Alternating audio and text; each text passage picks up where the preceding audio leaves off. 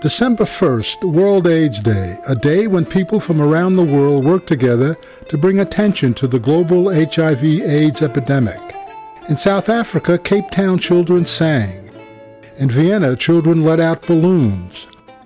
Artists in India built a 50-foot-long AIDS red ribbon sand sculpture. And at the White House, President Bush announced that treatment had been provided for more than 2 million Americans with HIV/AIDS. And at Oneonta's Foothills Performing Arts Center, the Catskill Rural Aids Services organization held a public candle lighting ceremony to mark the 20th anniversary of World AIDS Day. I light this candle for Marcia.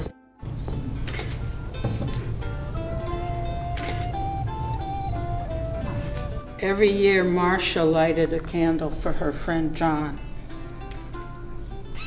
and she's not here to do it this year.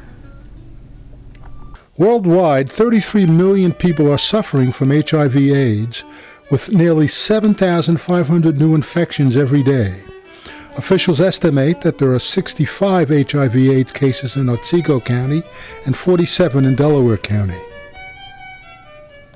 CRAS Executive Director Patty Timoni says the HIV/AIDS crisis continues. I kind of see us as being a microcosm of,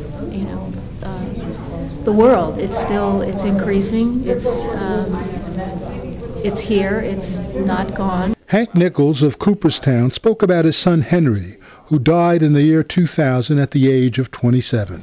Henry was about 10 years old, and this is a picture of him playing in Maine, about 10 years old, when he was infected with AIDS. Henry was born with the genetic disease hemophilia, and in 1984 found out he had become infected from one of the more than 400 blood transfusions he received.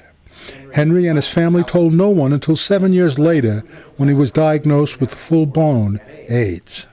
On March 8, 1991, he went from being a secret closeted AIDS patient to being an international AIDS advocate.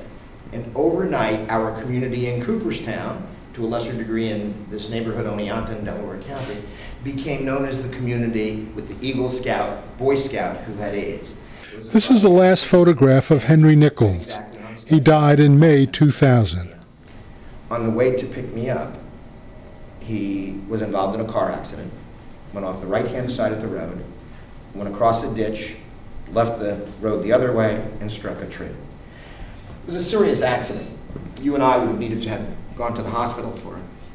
You or I would have survived it. Henry didn't.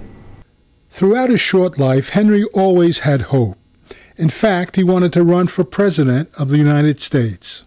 Henry said, I figured it out. In 2008, I will turn 35 during the primaries. You have to be 35 to be the president.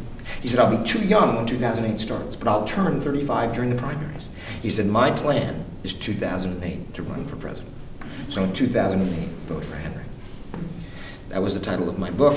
This is the story of our struggle with AIDS. This is my partner, and he's HIV positive. So it means a lot to me knowing that he's HIV positive, and it's a huge part of his life, and it's part of my life as well. Folks seem to think that this is no longer an issue.